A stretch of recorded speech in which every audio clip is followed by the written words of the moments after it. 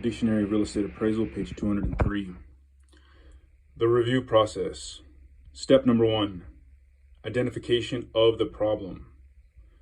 Identify the client and any other intended users.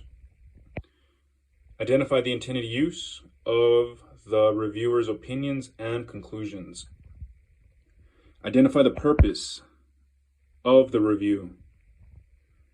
Identify the work under review. Identify the effective date of the reviewer's opinions and conclusions. Identify any assignment conditions connected to the review. Then you move to step 2, the reviewer's scope of work.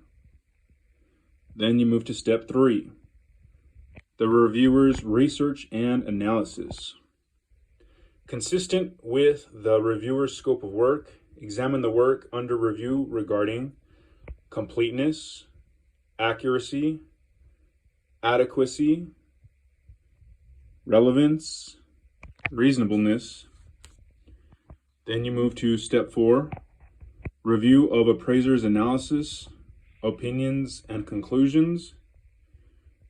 Develop an opinion, whether analyses are appropriate within the context of the requirements applicable to that work. Develop an opinion, whether the opinions and conclusions are credible within the context of the requirements applicable to that work. And develop reasons for any disagreement. Then move to step 5, develop an opinion, whether the report is appropriate and not misleading within the context of the requirements applicable to that work, and develop reasons for any disagreement. Then move to step 6, development of the reviewer's own opinion of value. When the scope of work includes the reviewer developing his or her own opinion of value. And then move to step 7, reviewer's report consistent with intended use.